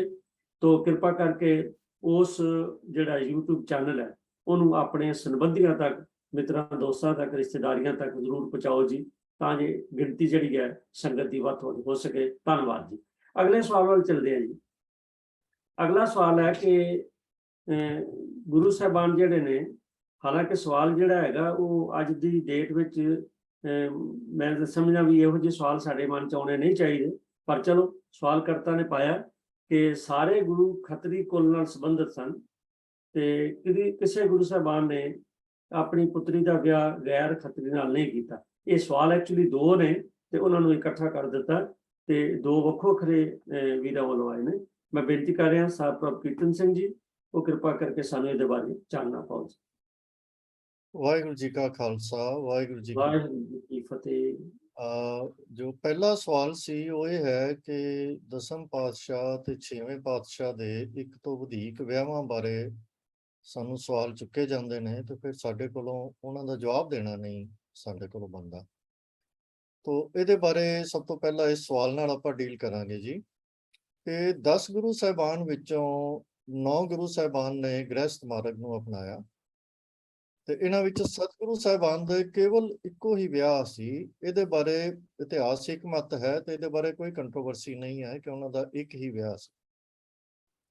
ਕੇਵਲ 6ਵੇਂ ਤੇ 10ਵੇਂ ਪਾਤਸ਼ਾਹ ਬਾਰੇ ਇੱਕ ਤੋਂ ਵੱਧ ਵਿਆਹਾਂ ਦਾ ਜ਼ਿਕਰ ਕੁਝ ਇਤਿਹਾਸਕਾਰਾਂ ਨੇ ਕੀਤਾ ਹੈ ਔਰ ਜੇ ਅਸੀਂ ਇਹਨਾਂ ਦੋਹਾਂ ਪਾਤਸ਼ਾਹਾਂ ਦੇ ਜੀਵਨ ਦੇ ਉੱਤੇ ਵੀ ਝਾਤ ਮਾਰੀਏ ਤੇ ਇਹਨਾਂ ਦੇ ਵਿੱਚ ਕੁਝ ਖਾਸ ਪੱਖਾਂ ਤੋਂ ਸਾਂਝ ਵੀ ਸਾਨੂੰ ਦਿਸਦੀ ਹੈ ਤੇ ਇਹ ਵੀ ਸਾਡੇ ਲਈ ਵਿਚਾਰ ਦੀ ਲੋੜ ਹੈ ਕਿ ਕੀ ਇਹੀ ਕਾਰਨ ਤਾਂ ਨਹੀਂ ਇਹ ਸਾਰੇ ਡਾਊਟ ਸਾਡੇ ਮਨ ਦੇ ਵਿੱਚ ਪੈਦਾ ਹੋਣ ਦੇ ਕਾਰਨ, ਕਿਉਂਕਿ ਸਾਨੂੰ ਇਹ ਸਵਾਲ ਬਾਰ-ਬਾਰ ਪੁੱਛੇ ਜਾਂਦੇ ਹਨ। ਹੁਣ ਇਹ ਜਿਹੜੀ ਘਟਨਾ ਹੈ ਇੱਕ ਤੋਂ ਵੱਧ ਵਿਆਹ ਦੀ ਜਿਹੜੀ ਇਤਿਹਾਸ ਦੇ ਵਿੱਚ ਜ਼ਿਕਰ ਆਉਂਦਾ ਹੈ, ਇਹ ਸਿੱਖ ਸਿਧਾਂਤਾਂ ਜਾਂ ਆਪਣਾ ਜਿਹੜੇ ਵੱਡੀ ਗਿਣਤੀ ਦੇ ਵਿੱਚ ਸਾਡੇ ਕੋਲ ਗੁਰਸਿੱਖਾਂ ਦੇ ਪ੍ਰਸੰਗ ਸਾਡੇ ਕੋਲ ਇਤਿਹਾਸ ਦੇ ਵਿੱਚ ਪ੍ਰਾਪਤ ਹਨ, ਉਹਨਾਂ ਦੇ ਜੀਵਨ ਬਿਰਤਾਂਤਾਂ ਤੋਂ ਬਿਲਕੁਲ ਉਲਟ ਹੈ ਤੇ ਆਪਣੇ ਆਪ ਵਿੱਚ ਇਹ ਅਣਹੋਣੀ ਗੱਲ ਹੈ ਜਿਹਦੇ ਬਾਰੇ ਸਾਡੇ ਮਨ ਵਿੱਚ ਬੜੀ ਵਾਰੀ ਡਾਊਟ ਆ ਜਾਂਦੇ। ਇੱਥੇ ਇਹ ਵੀ ਗੱਲ ਵਿਚਾਰਨ ਵਾਲੀ ਹੈ ਕਿ ਇਸ ਬਾਰੇ ਬਹੁਤ ਸਾਰੀਆਂ ਜਿਹੜੀਆਂ ਸਾਡੀਆਂ ਸਤਿਕਾਰਯੋਗ ਖੋਜੀ ਹਸਤੀਆਂ ਹਨ ਜਿਨ੍ਹਾਂ ਨੇ ਬਹੁਤ ਖੋਜ ਕੀਤੀ ਹੈ, ਉਹਨਾਂ ਨੇ ਜਾਂ ਤਾਂ ਇਹਨਾਂ ਪੱਖਾਂ ਦੇ ਉੱਤੇ ਸ਼ੰਕੇ ਉਠਾਏ ਹਨ ਜਾਂ ਇਹਨਾਂ ਨੂੰ ਮੂਲੋਂ ਹੀ ਰੱਦ ਕੀਤਾ ਹੈ। ਤੋ ਮੋਟੀ ਗੱਲ ਇਹ ਹੈ ਕਿ ਇਹ ਗੱਲ ਸਰਵ ਪ੍ਰਵਾਨਿਤ ਨਹੀਂ ਹੈ ਤੇ ਸਾਨੂੰ ਇਸ ਨੂੰ ਸ਼ੰਕੇ ਦੇ ਘੇਰੇ ਵਿੱਚ ਹੀ ਰੱਖਣਾ ਪਏਗਾ। ਕਈ ਇਤਿਹਾਸਕ ਸਰੋਤਾਂ ਨੇ ਤਾਂ ਇਹਨਾਂ ਦਾ ਜ਼ਿਕਰ ਬੜੇ ਅਜੀਬੋ-ਗਰੀਬ ਢੰਗ ਨਾਲ ਵੀ ਕੀਤਾ ਹੈ, ਜਿਵੇਂ ਕਿ ਆਪਾਂ ਅੱਗੇ ਚੱਲ ਕੇ ਥੋੜਾ ਗੱਲ ਕਰਾਂਗੇ। ਉਦਾਹਰਣ ਵਜੋਂ ਭੱਟਵਈਆਂ ਅਨੁਸਾਰ 6ਵੇਂ ਪਾਤਸ਼ਾਹ ਦਾ ਪਹਿਲਾ ਆਨੰਦ ਕਾਰਜ ਸਨ 1605 ਵਿੱਚ ਹੋਇਆ, ਜਦ ਕਿ ਬਾਕੀ ਸਰੋਤਾਂ ਅਨੁਸਾਰ ਇਸ ਵੇਲੇ ਸਤਿਗੁਰੂ ਜੀ ਦੀ ਉਮਰ 10 ਸਾਲ ਬਣਦੀ ਹੈ। ਪਰ ਭੱਟਵਈਆਂ ਨੇ ਜਿਹੜਾ ਉਹਨਾਂ ਦਾ ਜਨਮ ਮਿਤੀ ਦਿੱਤੀ ਆ ਉਹਦੇ ਮੁਤਾਬਕ ਇਹ ਉਮਰ 15 ਸਾਲ ਬਣਦੀ ਹੈ। ਤੋ ਇਸ ਗੱਲ ਉੱਤੇ ਵੀ ਕਈ ਇਤਿਹਾਸਕਾਰ ਜਿਹੜੇ ਹਨ ਇਤਰਾਜ਼ ਉਠਾਉਂਦੇ ਹਨ। ਦੂਜੀ ਗੱਲ ਇਹ ਹੈ ਕਿ ਭੱਟਵਈਆਂ ਦੀ ਇਹ ਜਿਹੜੀ ਉਮਰ ਦੇ ਤਰੀਕਾ ਬਦਲਣ ਦੀ ਗੱਲ ਹੈ, ਇਹ ਵੀ ਇੱਕ ਅਨੋਖੀ ਗੱਲ ਹੈ ਜਿਹਦੇ ਉੱਤੇ ਇਹ ਚੀਜ਼ ਬੇਸਡ ਹੈ। ਇਸ ਤੋਂ ਬਾਅਦ 2 ਵਿਆਹ ਜਿਹੜੇ ਹੋਰ ਦੱਸੇ ਗਏ ਹਨ ਭੱਟਵਈਆਂ ਦੇ ਵਿੱਚ 6ਵੇਂ ਪਾਤਸ਼ਾਹ ਦੇ, ਉਹਨਾਂ ਦਾ ਜ਼ਿਕਰ ਕਰਨ ਲੱਗਿਆਂ ਵੀ ਸਾਡੇ ਮਨ ਦੇ ਵਿੱਚ ਕਈ ਤਰ੍ਹਾਂ ਦੇ ਸ਼ੰਕੇ ਪੈਦਾ ਹੁੰਦੇ ਹਨ, ਕਿਉਂਕਿ ਉਹਨਾਂ ਦੋਹਾਂ ਵਿਆਹਾਂ ਦੇ ਵਿੱਚ ਇੱਕ ਤਾਂ 15 ਸਾਲ ਦਾ ਗੈਪ ਹੈ ਤੇ ਉਸ ਤੋਂ ਬਾਅਦ ਕੇਵਲ 3.5 ਮਹੀਨਿਆਂ ਦੇ ਫਰਕ ਉੱਤੇ 2 ਵਿਆਹ ਦੱਸੇ ਗਏ। ਤੋ ਇਹ ਦੋਵੇਂ ਗੱਲਾਂ ਆਪਣੇ ਆਪ ਵਿੱਚ ਅਸੰਭਵ ਜਿਹੀਆਂ ਜਾਪਦੀਆਂ। ਤੇ ਜਦੋਂ ਅਸੀਂ ਇਤਿਹਾਸਕਾਰਾਂ ਦੀ ਗੱਲ ਕਰੀਏ ਤਾਂ ਪ੍ਰਿੰਸੀਪਲ ਸਤਵੀਰ ਸਿੰਘ ਜੀ ਨੇ ਗੁਰੂ ਹਰਗੋਬਿੰਦ ਪਾਤਸ਼ਾਹ ਜੀ ਦੀ ਕੁੜਮਾਈ ਜੋ ਹੋਈ 5ਵੇਂ ਪਾਤਸ਼ਾਹ ਦੇ ਜੀਵਨ ਦੇ ਦੌਰਾਨ ਹੀ ਮਾਤਾ ਦਮੋਦਰੀ ਜੀ ਨਾਲ ਪ੍ਰਵਾਨ ਕੀਤੀ ਹੈ। ਇਹ ਘਟਨਾ ਚੰਦੂ ਵੱਲੋਂ ਆਪਣੀ ਧੀ ਦਾ ਰਿਸ਼ਤਾ ਆਫਰ ਕਰਨ ਤੇ ਸੰਗਤ ਤੇ ਕਹਿਣ ਤੇ ਨਾ ਕਰ ਦੇਣ ਤੋਂ ਬਾਅਦ ਵਾਪਰੀ ਸੀ। ਤੇ ਇਹ ਵੀ ਕਿਹਾ ਜਾਂਦਾ ਹੈ, ਬਹੁਤ ਸਾਰੇ ਇਤਿਹਾਸਕਾਰਾਂ ਨੇ ਜ਼ਿਕਰ ਕੀਤਾ ਹੈ ਕਿ ਇਸ ਦੇ ਨਤੀਜੇ ਵਜੋਂ ਹੀ ਚੰਦੂ ਨੇ ਗੁਰੂ ਸਾਹਿਬ ਦੇ ਖਿਲਾਫ ਇਹ ਆਪਣੀ ਦੁਸ਼ਮਣੀ ਕਮਾਈ ਤੇ ਇਹਦਾ ਜ਼ਿਕਰ ਬਹੁਤ ਸਾਰੇ ਇਤਿਹਾਸਕਾਰਾਂ ਨੇ ਕੀਤਾ। ਇਸੇ ਤਰ੍ਹਾਂ ਸਤਿਗੁਰੂ ਦਸ਼ਮੇਸ਼ ਪਿਤਾ ਜੀ ਦੇ ਵੀ ਕਈ ਇਤਿਹਾਸਕਾਰਾਂ ਨੇ 3 ਵਿਆਹ ਲਿਖੇ ਹਨ, ਪਰ ਬਹੁਤ ਸਾਰੇ ਇਤਿਹਾਸਕਾਰਾਂ ਨੇ ਮਾਤਾ ਜੀਤੋ ਜੀ ਤੇ ਮਾਤਾ ਸੁੰਦਰੀ ਜੀ ਨੂੰ ਇੱਕੋ ਹੀ ਵਿਅਕਤੀਤਵ ਮੰਨਿਆ ਹੈ, ਇੱਕੋ ਹੀ ਮਾਤਾ ਜੀ ਮੰਨਿਆ ਹੈ। ਤੇ ਇਹ ਦੋਵੇਂ ਨਾਮ ਵਿਆਹ ਤੋਂ ਪਹਿਲਾਂ ਦੇ ਤੇ ਵਿਆਹ ਤੋਂ ਬਾਅਦ ਦੇ ਨਾਮ ਮੰਨੇ ਗਏ। ਤੇ ਅੱਗੋਂ ਜ਼ਿਕਰ ਆਉਂਦਾ ਹੈ ਮਾਤਾ ਸਾਹਿਬ ਕੌਰ ਜੀ ਦਾ ਕਿ ਉਹਨਾਂ ਦੇ ਨਾਲ ਸਾਰੇ ਇਤਿਹਾਸਕਾਰ ਹੀ ਇੱਕ ਮਤ ਹਨ ਕਿ ਉਹਨਾਂ ਨਾਲ ਵਿਆਹਤਾ ਜੀਵਨ ਵਾਲੇ ਸੰਬੰਧ ਗੁਰੂ ਸਾਹਿਬ ਜੀ ਦੇ ਕਿਸੇ ਵੀ ਇਤਿਹਾਸਕਾਰ ਨੇ ਨਹੀਂ ਮੰਨੇ। ਤੋ ਇਹ ਇੱਕ ਸਾਧਾਰਨ ਘਟਨਾ ਸੀ ਜਿਸ ਢੰਗ ਨਾਲ ਬਿਆਨ ਕੀਤੀ ਗਈ ਹੈ, ਉਹ ਸਾਡੇ ਮਨਾਂ ਵਿੱਚ ਸਤਿਗੁਰੂ ਜੀ ਬਾਰੇ ਪ੍ਰੇਮ ਤੇ ਸ਼ਰਧਾ ਨੂੰ ਹੋਰ ਹੀ ਮਜ਼ਬੂਤ ਕਰਦੀ ਹੈ ਤੇ ਮਾਤਾ ਸਾਹਿਬ ਕੌਰ ਜੀ ਨੂੰ ਸਮੁੱਚੇ ਖਾਲਸਾ ਪੰਥ ਦੀ ਮਾਤਾ ਦਾ ਦਰਜਾ ਪ੍ਰਾਪਤ ਹੋਣਾ ਇਹਨੂੰ ਇੱਕ ਵੱਖਰਾ ਸਤਿਕਾਰ ਬਖਸ਼ਦਾ ਹੈ। ਹੁਣ ਇੱਥੇ ਵੀ ਇੱਕ ਹੋਰ ਚੀਜ਼ ਦਾ ਸਾਨੂੰ ਜ਼ਿਕਰ ਕਰਨ ਦੀ ਲੋੜ ਹੈ ਕਿ ਇਹ ਬਿਰਤਾਂਤ ਵੀ ਜਿਹੜਾ ਦਿੱਤਾ ਗਿਆ ਹੈ, ਇਹਦੇ ਵਿੱਚ ਵੀ ਕੁਝ ਕੰਟਰਾਡਿਕਸ਼ਨਸ ਹਨ, ਸਵੈ ਵਿਰੋਧ ਹਨ। ਬਹੁਤੇ ਕਥਾਕਾਰ ਸਾਨੂੰ ਇਹ ਗੱਲ ਸੁਣਾਉਂਦੇ ਹਨ ਕਿ ਜਦੋਂ ਸਤਿਗੁਰੂ ਜੀ ਨੇ 1699 ਦੇ ਵਿੱਚ ਅੰਮ੍ਰਿਤ ਸੰਚਾਰ ਕੀਤਾ ਤਾਂ ਅੰਮ੍ਰਿਤ ਦੇ ਬਾਟੇ ਦੇ ਵਿੱਚ ਮਾਤਾ ਸਾਹਿਬ ਕੌਰ ਜੀ ਵੱਲੋਂ ਪਤਾਸੇ ਪਾਏ। ਇਹ ਬਾਰ-ਬਾਰ ਸਾਨੂੰ ਗੁਰਦੁਆਰਿਆਂ ਵਿੱਚ ਬਿਰਤਾਂਤ ਸੁਣਨ ਨੂੰ ਮਿਲਦਾ ਹੈ, ਪਰ ਇਹ ਸਾਰਾ ਕੁਝ ਆਧਾਰਿਤ ਹੈ ਮੁੱਖ ਤੌਰ ਦੇ ਉੱਤੇ ਬੰਸਾਵਲੀ ਨਾਮਾ ਦਸਾਂ ਪਾਤਸ਼ਾਹੀਆਂ ਕਾ ਕ੍ਰਿਤ ਭਾਈ ਕੇਸਰ ਸਿੰਘ ਜੀ ਛਿੱਬਰ, ਤੇ ਉਹਨਾਂ ਨੇ ਆਪ ਹੀ ਇਸ ਬਿਰਤਾਂਤ ਦੇ ਵਿੱਚ ਲਿਖਿਆ ਹੈ ਕਿ ਇਹ ਆਨੰਦ ਕਾਰਜ ਜਿਹੜਾ ਹੈ ਉਹ 15 ਅਪ੍ਰੈਲ ਸਨ 1700 ਨੂੰ ਹੋਇਆ, ਜੋ ਕਿ ਅੰਮ੍ਰਿਤ ਸੰਚਾਰ ਤੋਂ 1 ਸਾਲ ਬਾਅਦ ਦਾ ਬਣਦਾ ਹੈ। ਔਰ ਇਹ ਜਿਹੜੇ ਬਿਰਤਾਂਤ ਸਤਿਗੁਰੂ ਜੀ ਦੇ ਤਿੰਨਾਂ ਵੇਵਾਂ ਦੇ ਆਉਂਦੇ ਹਨ, ਮੁੱਖ ਤੌਰ ਤੇ 4 ਸਰੋਤਾਂ ਦੇ ਵਿੱਚ ਸਾਨੂੰ ਮਿਲਦੇ ਹਨ। ਗੁਰਬਿਲਾਸ ਪਾਤਸ਼ਾਹੀ 10ਵੀਂ ਕ੍ਰਿਤ ਭਾਈ ਕੋਹਰ ਸਿੰਘ ਜੀ, ਦੂਜਾ ਜਿਸ ਦਾ ਮੈਂ ਪਹਿਲਾਂ ਜ਼ਿਕਰ ਕੀਤਾ ਹੈ ਬੰਸਾਵਲੀ ਨਾਮਾ ਦਸਾਂ ਪਾਤਸ਼ਾਹੀਆਂ ਦਾ ਕ੍ਰਿਤ ਭਾਈ ਕੇਸਰ ਸਿੰਘ ਜੀ ਛਿੱਬਰ, ਸ੍ਰੀ ਗੁਰਪ੍ਰਤਾਪ ਸੂਰਜ ਗ੍ਰੰਥ ਭਾਈ ਸੰਤੋਖ ਸਿੰਘ ਜੀ ਤੇ ਤਵਾਰੀਖ ਗੁਰੂ ਖਾਲਸਾ ਗਿਆਨੀ ਗਿਆਨ ਸਿੰਘ। ਇੱਥੇ ਇਹ ਵੀ ਧਿਆਨਯੋਗ ਹੈ ਕਿ ਮਾਤਾ ਜੀਤੋ ਜੀ ਬਾਰੇ ਜੋ ਵੀ ਜ਼ਿਕਰ ਮਿਲਦਾ ਹੈ ਉਹ ਭਾਈ ਕੇਸਰ ਸਿੰਘ ਜੀ ਛਿੱਬਰ ਦੇ ਬੰਸਾਵਲੀ ਨਾਮੇ ਦੇ ਆਧਾਰ ਤੇ ਹੀ। ਤੋ ਇਸ ਸਾਰੀ ਚਰਚਾ ਤੋਂ ਅਸੀਂ ਇਹ ਨਤੀਜਾ ਸਹਿਜੇ ਹੀ ਕੱਢ ਸਕਦੇ ਹਾਂ ਕਿ 6ਵੇਂ ਪਾਤਸ਼ਾਹ ਤੇ 10ਮ ਪਾਤਸ਼ਾਹ ਦੇ ਜੀਵਨ ਦੇ ਇਹਨਾਂ ਪੱਖਾਂ ਬਾਰੇ ਅਨੇਕ ਮਤਭੇਦ ਹਨ ਤੇ ਇਹਨਾਂ ਇਤਿਹਾਸਕ ਹਵਾਲਿਆਂ ਨੂੰ ਸ਼ੰਕਾ ਦੇ ਘੇਰੇ ਤੋਂ ਬਾਹਰ ਨਹੀਂ ਰੱਖਿਆ ਜਾ ਸਕਦਾ ਤੇ ਇਹਨੂੰ ਬਿਨਾਂ ਸ਼ੰਕੇ ਦੇ ਹੋਈਆਂ ਇਤਿਹਾਸਕ ਘਟਨਾਵਾਂ ਨਹੀਂ ਮੰਨਿਆ ਜਾ ਸਕਦਾ। ਸਿੱਖ ਮਿਸ਼ਨਰੀ ਕਾਲਜ ਦਾ ਇਹ ਮੰਨਣਾ ਹੈ ਕਿ ਇਹਨਾਂ ਇਤਿਹਾਸਕ ਪੱਖਾਂ ਬਾਰੇ ਡੂੰਘੀ ਇਤਿਹਾਸਕ ਖੋਜ ਦੀ ਲੋੜ ਹੈ, ਪਰ ਅਫਸੋਸ ਸਾਡੀਆਂ ਉਹ ਸੰਸਥਾਵਾਂ ਜਿਨ੍ਹਾਂ ਕੋਲ ਇਹਨਾਂ ਬਾਰੇ ਨਿਤਾਰਾ ਕਰਨ ਦੇ ਸਮੁੱਚੇ ਸਾਧਨ ਵੀ ਹਨ ਤੇ ਜ਼ਿੰਮੇਵਾਰੀ ਵੀ ਹਨ, ਉਹ ਇਸ ਪੱਖੋਂ ਬਿਲਕੁਲ ਅਵੇਸਲੇ ਹੀ ਨਹੀਂ, ਬਲਕਿ ਕਈ ਵਾਰੀ ਤਾਂ ਇਹ ਲੱਗਦਾ ਹੈ ਕਿ ਉਹ ਇਹਨਾਂ ਮਤਭੇਦਾਂ ਦੇ ਭਾਗੀ ਵੀ ਹਨ, ਇਹਨਾਂ ਨੂੰ ਵਧਾਉਣ ਦੇ ਭਾਗੀ ਵੀ ਹਨ। ਉਦਾਹਰਨ ਦੇ ਤੌਰ ਤੇ ਸ਼੍ਰੋਮਣੀ ਗੁਰਦੁਆਰਾ ਪ੍ਰਬੰਧਕ ਕਮੇਟੀ ਵੱਲੋਂ ਗੁਰਬਿਲਾਸ ਪਾਤਸ਼ਾਹੀ 6ਵੀਂ ਨੂੰ ਵੀ ਪ੍ਰਕਾਸ਼ਿਤ ਕੀਤਾ ਗਿਆ ਸੀ ਤੇ ਇਹਦੇ ਬਾਰੇ ਬਹੁਤ ਸਾਰੇ ਵਿਦਵਾਨਾਂ ਨੇ ਬਹੁਤ ਸਾਰੇ ਸ਼ੰਕੇ ਜ਼ਾਹਰ ਕੀਤੇ ਸਨ, ਇਤਰਾਜ਼ ਜ਼ਾਹਰ ਕੀਤੇ ਸਨ, ਕਿਉਂਕਿ ਇਹਦੇ ਵਿੱਚ ਉਹਨਾਂ ਦੇ ਮੁਤਾਬਕ ਇਹਨਾਂ ਸਾਰੇ ਸਤਿਕਾਰਤ ਹਸਤੀਆਂ ਦੇ ਮੁਤਾਬਕ 6ਵੇਂ ਪਾਤਸ਼ਾਹ ਦੀ ਨਰਾਦਰੀ ਵੀ ਬਹੁਤ ਥਾਂ ਤੇ ਕੀਤੀ ਗਈ ਹੈ। ਉਹਨਾਂ ਬਾਰੇ ਇਹ ਜਿਹੀਆਂ ਗੱਲਾਂ ਲਿਖੀਆਂ ਨੇ ਜੋ ਨਰਾਦਰੀ ਭਰੀਆਂ। ਤੋ ਅਸੀਂ ਤਾਂ ਕੇਵਲ ਅਰਦਾਸ ਹੀ ਕਰ ਸਕਦੇ ਹਾਂ ਕਿ ਆਪ ਸਭ ਜੈਸੇ ਗੁਰਸਿੱਖ ਮਿਲ ਕੇ ਹਮਲਾ ਮਾਰੋ ਤੇ ਇਸ ਬਾਰੇ ਡੂੰਘੀ ਦਾ ਪ੍ਰੋਜੈਕਟ ਸ਼ੁਰੂ ਕਰੋ ਤੇ ਅਜਿਹੇ ਸ਼ੰਕਾ ਪੈਦਾ ਕਰਨ ਵਾਲੇ ਵਿਸ਼ਿਆਂ ਦਾ ਤਾਂ ਕਿ ਪੂਰਾ ਨਿਤਾਰਾ ਹੋ ਸਕੇ। ਸਾਨੂੰ ਇੱਥੇ ਵੀ ਇਹ ਵੀ ਯਾਦ ਰੱਖਣਾ ਚਾਹੀਦਾ ਹੈ ਕਿ ਸਿੱਖ ਪੰਥ ਦੇ ਵਿਰੋਧੀਆਂ ਵੱਲੋਂ ਅਜਿਹੇ ਕੱਚ ਘਰੜੇ ਅਨਪਰੂਵਨ ਇਤਿਹਾਸਕ ਤੱਥਾਂ ਜਿਹੜੇ ਸ਼ੰਕਾ ਦੇ ਘੇਰੇ ਵਿੱਚ ਹਨ, ਉਹਨਾਂ ਨੂੰ ਹੀ ਆਧਾਰ ਬਣਾ ਕੇ ਸਾਨੂੰ ਨਿਰੁੱਤਰ ਕਰ ਦਿੱਤਾ ਜਾਂਦਾ ਹੈ ਤੇ ਅਸੀਂ ਨਿਰੁੱਤਰ ਹੋ ਵੀ ਜਾਂਦੇ ਹਾਂ। ਪਰ ਦੂਜੇ ਧਰਮਾਂ ਦੇ ਪੀਰਾਂ ਪੈਗੰਬਰਾਂ ਦੇ ਜੀਵਨ ਦੇ ਅਨੇਕਾਂ ਸ਼ੰਕੇ ਅਧੀਨ ਪੱਖ, ਉਹਨਾਂ ਦੇ ਜਨਮ ਤੋਂ ਮੌਤ ਤੱਕ ਦੀਆਂ ਅਨੇਕਾਂ ਘਟਨਾਵਾਂ, ਉਹਨਾਂ ਦੇ ਅਨੇਕਾਂ ਪੱਖਾਂ ਬਾਰੇ ਜਿਨ੍ਹਾਂ ਦੇ ਬੜੇ ਸੌਖੇ ਹੀ ਸਵਾਲ ਪੈਦਾ ਕੀਤੇ ਜਾ ਸਕਦੇ ਹਨ, ਉਹਨਾਂ ਨੂੰ ਉਹ ਪੱਖ ਜਿਹੜੇ ਹਨ ਉਹ ਕਦੀ ਨਿਰੁੱਤਰ ਨਹੀਂ ਕਰਦੇ, ਜਦ ਕਿ ਸਤਿਗੁਰੂ ਸਾਹਿਬਾਨ ਦੇ ਜੀਵਨ ਦੇ ਸਮੁੱਚੇ 239 ਸਾਲ ਦੇ ਸਮੇਂ ਦੇ ਵਿੱਚ ਇੱਕ ਦੋ ਪੱਖਾਂ ਨੂੰ ਲੈ ਕੇ ਇਹੋ ਜਿਹੇ ਸਵਾਲ ਪੈਦਾ ਕਰ ਦਿੰਦੇ ਹਨ ਤੇ ਅਸੀਂ ਨਿਰੁੱਤਰ ਹੋ ਜਾਂਦੇ ਹਾਂ। ਇਹ ਸ਼ਾਇਦ ਇਸ ਕਰਕੇ ਵੀ ਹੈ ਕਿ ਸਾਨੂੰ ਆਪਣੀ ਇਤਿਹਾਸਕ ਖੋਜ ਦੇ ਪ੍ਰਤੀ ਅਸੀਂ ਬੜੀ ਅਵੇਸਲੇ ਹਾਂ, ਔਰ ਜੋ ਖੋਜ ਹੋ ਵੀ ਚੁੱਕੀ ਹੈ ਉਹ ਅਸੀਂ ਪੜ੍ਹਦੇ ਨਹੀਂ, ਕਿਤਾਬਾਂ ਪੜ੍ਹਨ ਦਾ ਸਾਡੇ ਵਿੱਚ ਸ਼ੌਕ ਨਹੀਂ ਤੇ ਅਸੀਂ ਉਹਨਾਂ ਨੂੰ ਚੰਗੀ ਤਰ੍ਹਾਂ ਜਵਾਬ ਨਹੀਂ ਦੇ ਪਾਉਂਦੇ।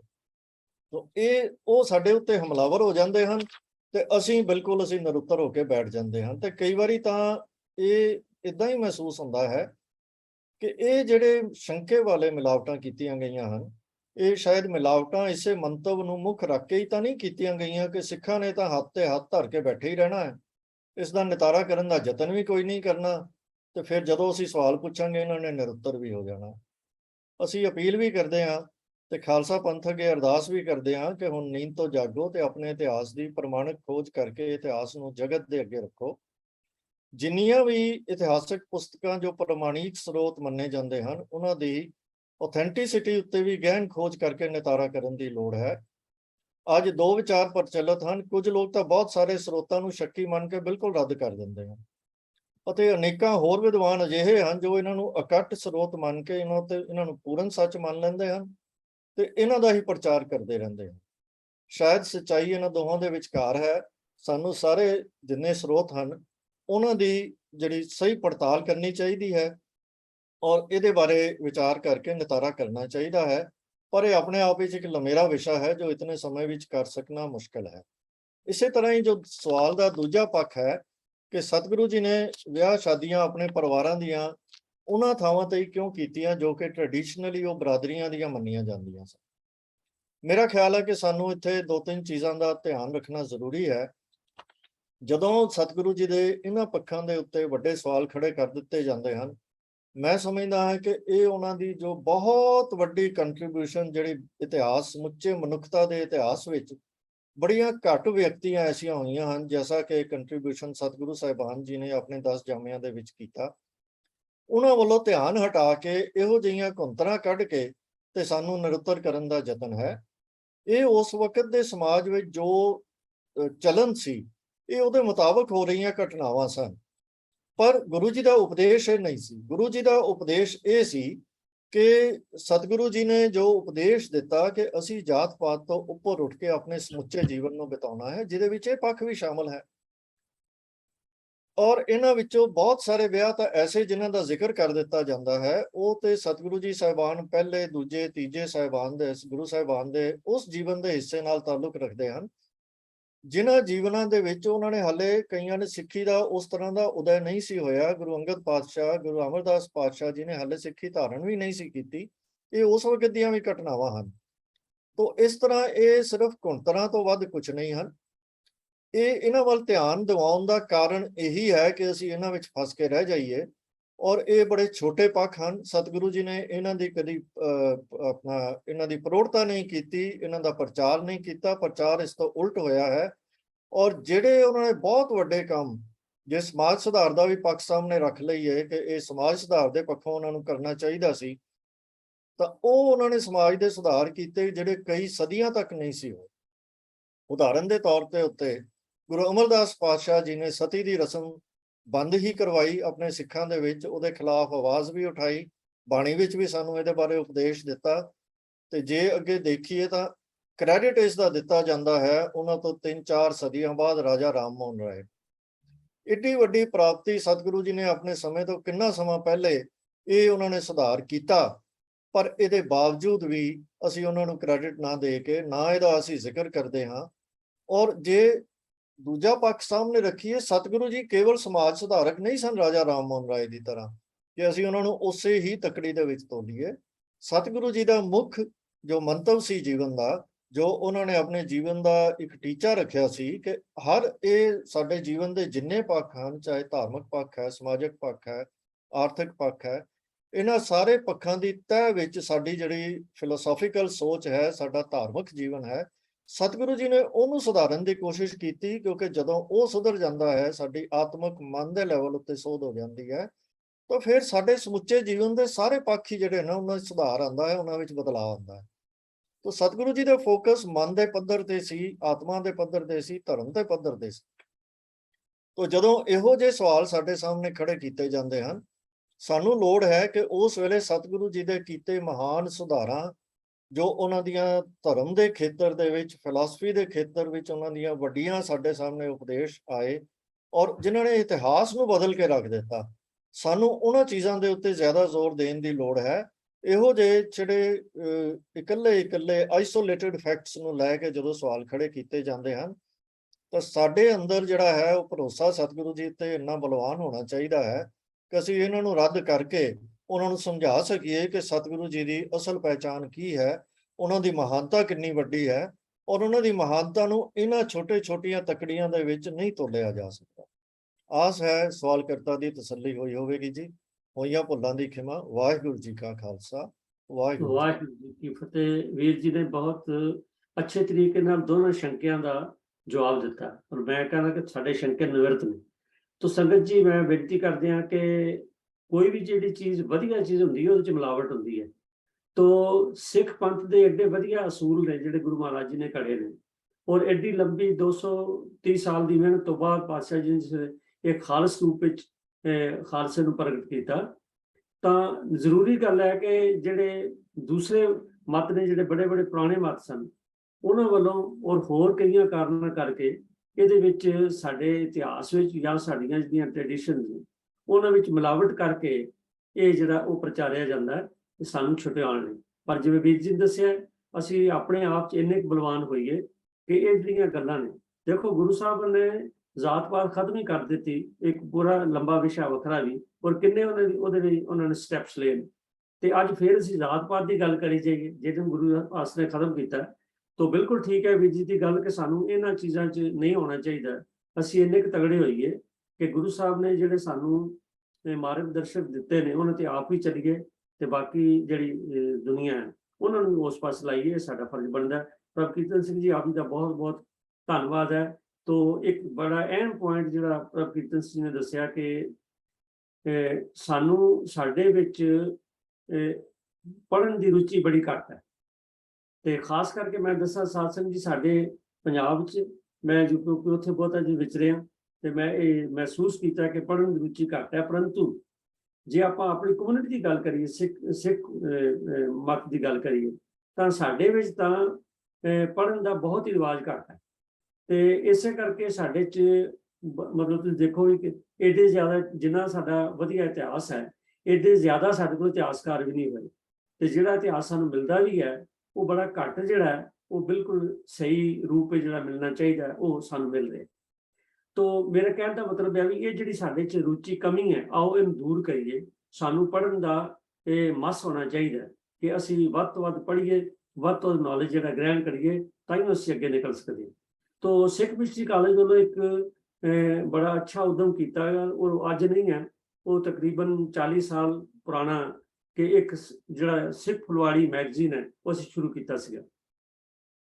ਔਰ ਉਹ ਤਕਰੀਬਨ ਦੇਸ਼ ਵਿਦੇਸ਼ਾਂ 'ਚ ਜਾਂਦਾ ਹੈ ਕਾਫੀ ਸੰਗਤ ਕੋਲ।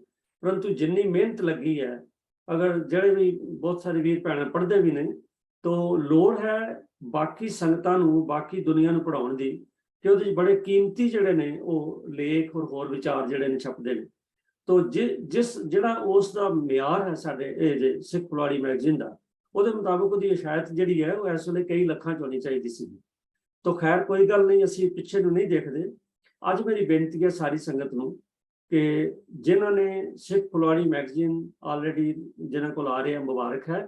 ਉਹ ਹੋਰ ਨਵੇਂ ਰੀਡਰ ਜਿਹੜੇ ਨੇ ਜਾਂ ਨਵੇਂ ਜਿਹੜੇ ਸਾਡੇ ਮੈਂਬਰ ਨੇ ਉਹ ਕ੍ਰੀਏਟ ਕਰਨ। ਪਰੰਤੂ ਜਿਨ੍ਹਾਂ ਨੇ ਨਹੀਂ ਲਵਾਇਆ ਉਹਨਾਂ ਨੂੰ ਮੇਰੀ ਬੇਨਤੀ ਹੈ ਕਿ ਕਿਰਪਾ ਕਰਕੇ ਸਿੱਖ ਫੁਲਵਾੜੀ ਮੈਗਜ਼ੀਨ ਆਪਾਂ ਜ਼ਰੂਰ ਲਵਾਈਏ। ਤੋ ਉਹਦੇ ਲਈ ਕੀ ਹੈਗਾ ਕਿ ਤੁਹਾਨੂੰ ਕੋਈ ਉਚੇਚ ਕਰਨ ਦੀ ਲੋੜ ਨਹੀਂ। ਜਿਹੜੇ ਤੇ ਇਸ ਪਲੇਟਫਾਰਮ ਤੇ ਨੇ, ਤੁਸੀਂ ਇੱਥੇ ਸਾਨੂੰ ਮੈਸੇਜ ਦੇ ਸਕਦੇ ਹੋ, ਅਸੀਂ ਉਹਦਾ ਪ੍ਰਬੰਧ ਕਰ ਸਕਦੇ ਹਾਂ। ਅਦਰਵਾਈਜ਼ ਥਾਂ ਪਰ ਥਾਂ ਸਾਡੇ ਬਹੁਤ ਸਾਰੇ ਸਰਕਲਸ ਨੇ। ਸਾਡਾ ਹੈੱਡ ਆਫਿਸ ਲੁਧਿਆਣੇ ਹੈ, ਸਬ ਆਫਿਸਿਸ ਹੈਗੇ ਨੇ, ਦਿੱਲੀ ਹੈ, ਜਲੰਧਰ ਹੈ, ਔਰ ਉਸ ਤੋਂ ਇਲਾਵਾ ਤਕਰੀਬਨ ਪੰਜਾਬ ਦੇ ਤੇ ਹਰ ਕਸਬੇ ਦੇ ਵਿੱਚ ਸਾਡਾ ਸਰਕਲ ਜਿਹੜਾ ਚੱਲਦਾ।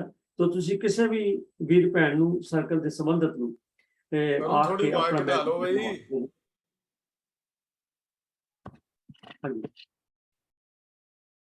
ਆਪਣਾ ਮੈਗਜ਼ੀਨ ਜਿਹੜਾ ਤੁਸੀਂ ਜ਼ਰੂਰ ਬੁੱਕ ਕਰਾ ਸਕਦੇ ਹੋ। ਅੱਜ ਮੈਂ ਉਚੇਚੇ ਤੌਰ ਤੇ ਤਾਂ ਬੇਨਤੀ ਕਰ ਰਿਹਾ ਤੁਹਾਨੂੰ ਕਿ ਆਓ ਆਪਾਂ ਇੱਕ ਮੁਹਿੰਮ ਚਲਾਈਏ ਕਿ ਇਸ ਮੈਗਜ਼ੀਨ ਦੀ ਆਪਾਂ ਇਸ਼ਾਇਤ ਜਿਹੜੀ ਹੈ ਇਹ ਆਉਂਦੇ 2-4 ਮਹੀਨਿਆਂ 'ਚ ਆਪਾਂ ਇਸ ਇਸ਼ਾਇਤ ਨੂੰ, ਇਹਦੀ ਇਸ਼ਾਇਤ ਜਿਹੜੀ ਉਹ ਵਧਾਉਣੀ ਚਾਹੀਦੀ ਸਾਨੂੰ। ਆਪਾਂ ਇਹਦੇ ਬਾਰੇ ਸਾਰੇ ਜ਼ੋਰ ਲਾ ਸਕਦੇ ਹਾਂ। ਮੈਂ ਆਪਦਾ ਸਮਾਂ ਲਿਆ, ਉਹ ਲਈ ਮੈਂ ਆਪ ਪਾਸੋਂ ਖਿਮਾ ਮੰਗਦਾ। ਤੋ ਸੰਗਤ ਜੀ, ਇੱਕ ਸਵਾਲ ਸਾਡੇ ਕੋਲ ਆਇਆ ਹੋਰ ਕਿ ਤਖਤ ਸ੍ਰੀ ਹਰਿਮੰਦਰ ਸਾਹਿਬ ਪਟਨਾ ਸਾਹਿਬ ਵਿਖੇ ਦਸਮ ਪਾਤਸ਼ਾਹ ਜੀ ਦੀ ਫੋਟੋ ਸ਼ੋਭਤ ਹੈ ਤੇ ਉੱਥੇ ਥਾਲੀ ਵਿੱਚ ਦੀਵੇ ਬਾਲ ਕੇ ਆਰਤੀ ਵੀ ਕੀਤੀ ਜਾਂਦੀ ਹੈ। ਹਾਲਾਂਕਿ ਠੀਕ ਹੈ ਕਿ ਇਹ ਗੱਲ ਜਿਹੜੀ ਹੈ ਉਹ ਸਾਡੇ ਵਿਧਾਨ ਦੇ ਬਿਲਕੁਲ ਉਲਟ ਹੈ, ਪਰੰਤੂ ਇਹ ਹੋ ਰਹੀ ਹੈ। ਡਾਕਟਰ ਸੁਖਦੇਵ ਸਿੰਘ ਜੀ ਮੁਹਾਲੀ ਤੋਂ ਪੁੱਛਦੇ ਨੇ ਵੀ ਇਹਦਾ ਕਾਰਨ ਕੀ ਹੈ। ਤਾਂ ਮੈਂ ਵੀ ਹਰਜੀਤ ਸਿੰਘ ਦੀ ਬੇਨਤੀ ਕਰ ਰਿਹਾ ਵੀ ਇਹਦੇ ਬਾਰੇ ਸਾਨੂੰ ਜਾਣਨਾ ਪਾਓ ਕਿ ਥਾਲੀ ਵਿੱਚ ਦੀਵੇ ਬਾਲ ਕੇ ਆਰਤੀ ਕਰਨੀ ਜਾਂ ਗੁਰੂ ਸਾਹਿਬਾਨ ਦੀਆਂ 100 ਕਾਰਡ ਫੋਟੋ ਲਗਾਉਣੀਆਂ, ਇਹ ਕਿੱਥੋਂ ਤੱਕ ਜਾਇਜ਼ ਹੈ। ਜਾਇਜ਼ ਤਾਂ ਨਹੀਂ ਹੈ, ਪਰ ਇਹਨੂੰ ਆਪਾਂ ਕੀ ਕਰੀਏ ਕਿ ਸੰਗਤਾਂ ਵਿੱਚ ਜਾਗਰੂਕਤਾ ਪੈਦਾ ਹੋਵੇ ਕਿ ਅਸੀਂ ਕਿੱਧਰ ਜਾ ਰਹੇ। ਵੀਰ ਹਰਜੀਤ ਸਿੰਘ। ਵਾਹਿਗੁਰੂ ਜੀ ਕਾ ਖਾਲਸਾ, ਵਾਹਿਗੁਰੂ ਜੀ ਕੀ ਫਤਿਹ। ਵਾਹਿਗੁਰੂ ਜੀ ਕੀ। ਸਿੱਖ ਰਹਿਤ ਮਰਿਆਦਾ ਵਿੱਚ ਗੁਰਦੁਆਰਾ ਸਿਰਲੇਖ ਦੇ ਹੇਠ ਆਪ ਜੀ ਪੜ੍ਹ ਸਕਦੇ ਹੋ। ਸੱਸਾ ਮੱਧ ਹੈ ਜਿਹੜੀ ਪੇਜ ਨੰਬਰ 9 ਦੇ ਉੱਤੇ ਉੱਪਰ ਦੱਸੇ ਸਮਾਨ ਤੋਂ ਇਲਾਵਾ ਧੂਪ ਜਾਂ ਦੀਵੇ ਮਚਾ ਕੇ ਆਰਤੀ ਕਰਨੀ, ਭੋਗ ਲਾਉਣਾ, ਜੋਤਾਂ ਜਗਾਉਣੀਆਂ, ਟਲ ਖੜਕਾਉਣੇ ਆਦਿ ਕਰਮ ਗੁਰਮਤਿ ਅਨੁਸਾਰ ਨਹੀਂ। ਹਾਂ, ਸਥਾਨ ਨੂੰ ਸੁਗੰਧਿਤ ਕਰਨ ਲਈ ਫੁੱਲ, ਧੂਪ ਆਦਿ ਸੁਗੰਧੀਆਂ ਵਰਤਣੀਆਂ ਵਰਜਿਤ ਨਹੀਂ। ਕਮਰੇ ਅੰਦਰ ਰੋਸ਼ਨੀ ਲਈ ਤੇਲ, ਘੀ ਜਾਂ ਮੋਮਬੱਤੀ, ਬਿਜਲੀ ਲੈਂਪ ਆਦਿ ਜਗਾ ਲੈਣੇ ਚਾਹੀਦੇ ਹਨ। ਤੋ ਇਹ ਸਿੱਖ ਰਹਿਤ ਮਰਿਆਦਾ ਜਿਹੜੇ ਕੰਸਟੀਟਿਊਸ਼ਨ ਨੂੰ ਸੰਵਿਧਾਨ ਕਹਿੰਦੇ ਆ, ਉਹਦੇ ਵਿੱਚ ਗੁਰਦੁਆਰਾ ਸਿਰਲੇਖ ਹੇਠ ਇਹ ਸਾਰਾ ਦਿੱਤਾ ਗਿਆ ਹੈ। ਹੁਣ ਸਵਾਲ ਇਹ ਹੈ ਵੀ ਆਰਤੀ ਹੁੰਦੀ ਕੀ ਚੀਜ਼ ਹੈ। ਪ੍ਰੋਫੈਸਰ ਸਾਹਿਬ ਸਿੰਘ ਜੀ ਗੁਰੂ ਗ੍ਰੰਥ ਸਾਹਿਬ ਦਰਪਣ ਦੇ ਜਦੋਂ ਸ਼ਬਦ ਦੇ ਅਰਥ ਕੀਤੇ ਤਾਂ ਉਹਨਾਂ ਨੇ ਆਰਤੀ ਦੀ ਪਰਿਭਾਸ਼ਾ ਦਿੱਤੀ। ਦੇਵਤੇ ਦੀ ਮੂਰਤੀ ਜਾਂ ਕਿਸੇ ਪੂਜੇ ਅੱਗੇ ਦੀਵੇ ਘੁਮਾ ਕੇ ਪੂਜਨ ਕਰਨਾ। ਹਿੰਦੂ ਮਤ ਅਨੁਸਾਰ 4 ਵਾਰੀ ਚਰਨਾਂ ਅੱਗੇ, 2 ਵਾਰੀ ਨਾਭੀ ਅੱਗੇ, 1 ਵਾਰੀ ਮੂੰਹ ਉੱਤੇ ਤੇ 7 ਵਾਰੀ ਸਰੀਰ ਉੱਤੇ ਦੀਵੇ ਘੁਮਾਉਣੇ ਚਾਹੀਦੇ ਹਨ। ਦੀਵਿਆਂ ਦੀ ਗਿਣਤੀ ਨਿਸ਼ਚਿਤ ਨਹੀਂ ਹੈ, 1 ਤੋਂ ਲੈ ਕੇ 100 ਤੱਕ ਹੁੰਦੇ ਹਨ।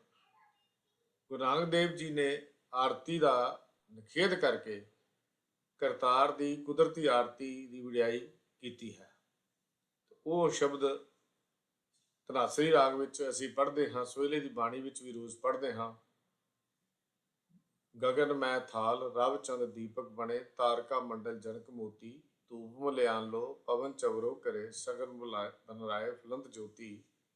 ਕੈਸੀ ਆਰਤੀ ਹੋਏ ਭਾਵ ਖੰਡਣਾ, ਤੇਰੀ ਆਰਤੀ ਅਨਹਤਾ ਸ਼ਬਦ ਵਜੰਤ ਭੇਰੀ।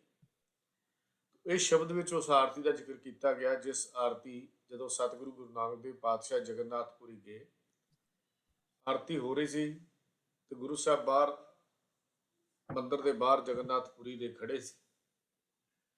ਜਦੋਂ ਪਾਂਡਿਆਂ ਨੇ ਆਰਤੀ ਸਮਾਪਤ ਕਰ ਲਈ ਤੇ ਮਹਾਰਾਜ ਨੂੰ ਸਵਾਲ ਕੀਤਾ, ਪਾਤਸ਼ਾਹ ਤੁਸੀਂ ਆਰਤੀ ਵਿੱਚ ਸ਼ਾਮਿਲ ਕਿਉਂ ਨਹੀਂ ਹੋਏ? ਤੇ ਗੁਰੂ ਸਾਹਿਬ ਦਾ ਜਵਾਬ ਸੀ, ਅਸੀਂ ਉਹ ਆਰਤੀ ਕਰ ਰਹੇ ਹਾਂ, ਉਹ ਆਰਤੀ ਦਾ ਆਨੰਦ ਮਾਣ ਰਹੇ ਹਾਂ ਜਿਹੜੀ ਆਰਤੀ ਉਸ ਕਰਤਾਰ ਦੇ ਹੁਕਮ ਵਿੱਚ ਲਗਾਤਾਰ ਹੀ ਹੋ ਰਹੀ ਹੈ। ਕਿਹੜੀ ਆਰਤੀ? ਕਹਿੰਦੇ ਸਾਰਾ ਆਕਾਸ਼ ਇੱਕ ਥਾਲ ਹੈ, ਸੂਰਜ ਚੰਦ ਇਸ ਥਾਲ ਵਿੱਚ ਦੀਵੇ ਹਨ, ਤਾਰਿਆਂ ਦਾ ਸਮੂਹ ਉਹਦੇ 'ਚ ਮੋਤੀ ਰੱਖੇ ਹੋਏ ਹਨ, ਹਿਮਾਲਿਆ ਪਰਬਤ ਤੋਂ ਆਉਣ ਵਾਲੀ ਹਵਾ ਧੂਪ ਧੁਖ ਰਹੀ ਹੈ, ਹਵਾ ਚੌਰ ਕਰ ਰਹੀ ਹੈ, ਸਾਰੀ ਬਨਸਪਤੀ ਪ੍ਰਭੂ ਦੀ ਆਰਤੀ ਲਈ ਫੁੱਲ ਵੰਡ ਰਹੀ ਹੈ।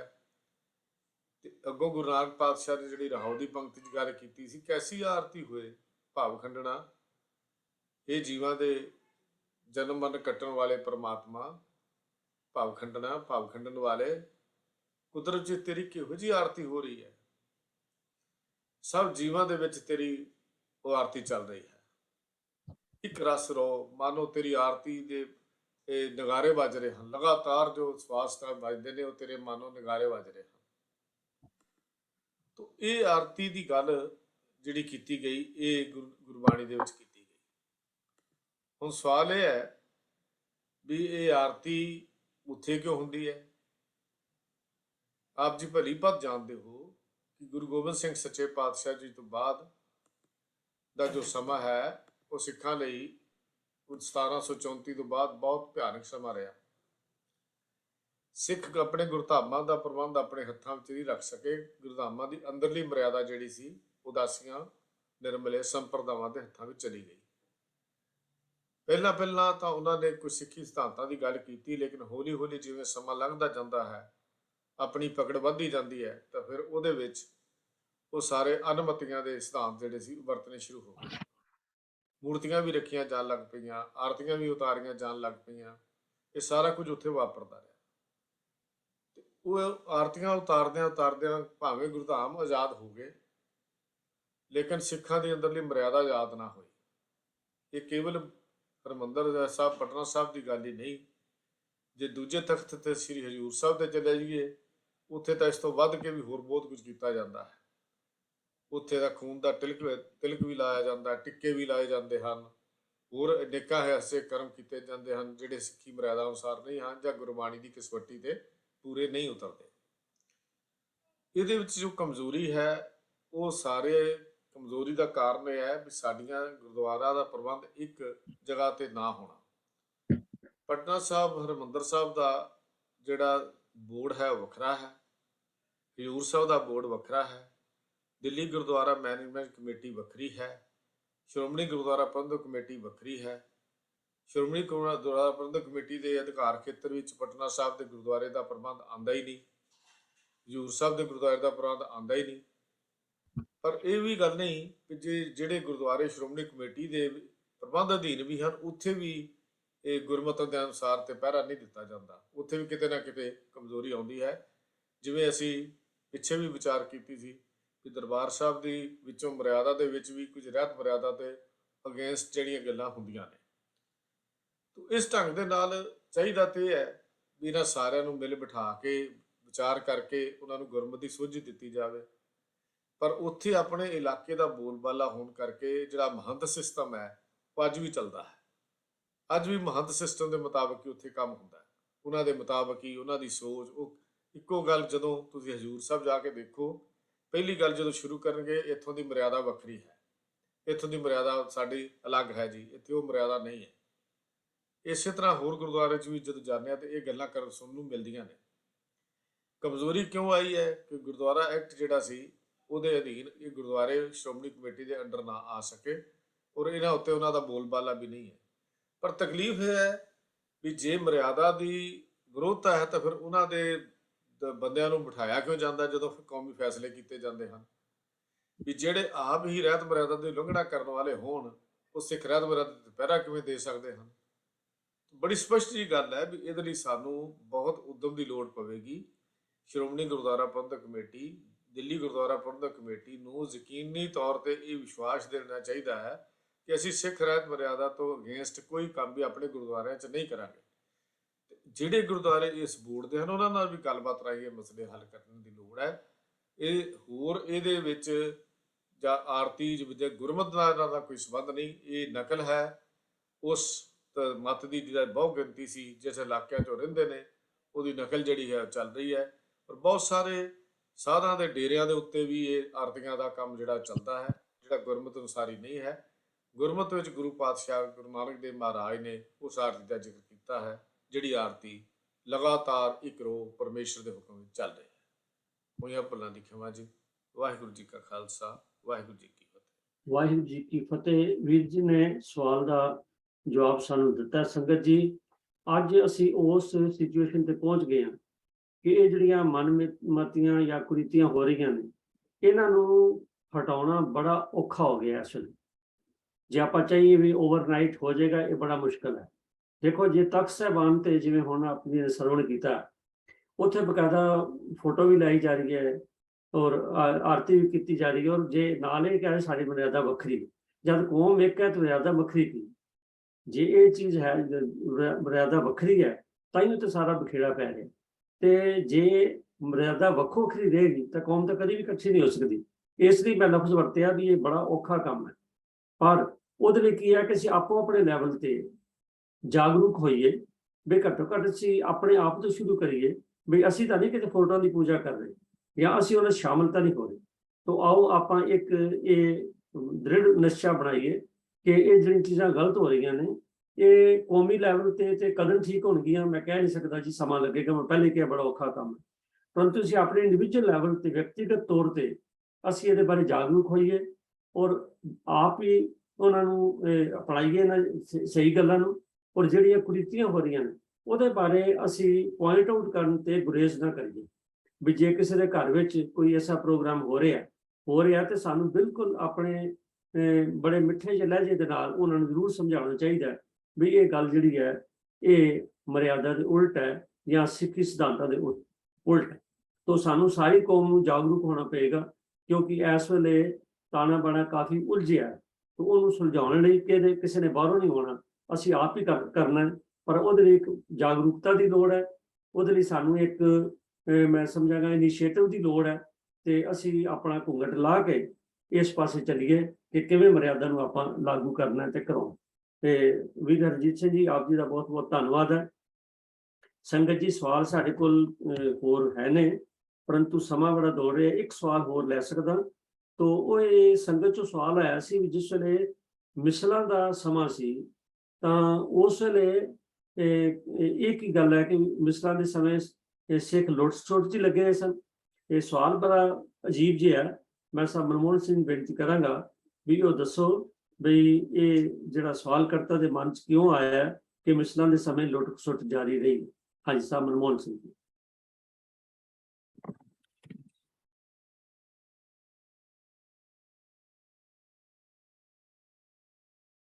ਮਨਮੋਹਨ ਸਿੰਘ ਅਨਮਿਊਟ ਕਰ ਲਓ ਜੀ।